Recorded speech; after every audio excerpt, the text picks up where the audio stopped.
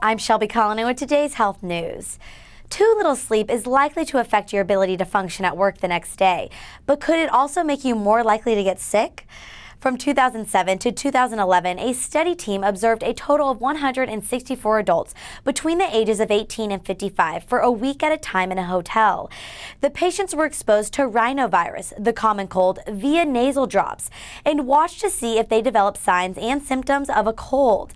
Those patients who slept 6 hours or fewer a night were more than 4 times more likely to develop a cold than those who slept more than 7 hours a night.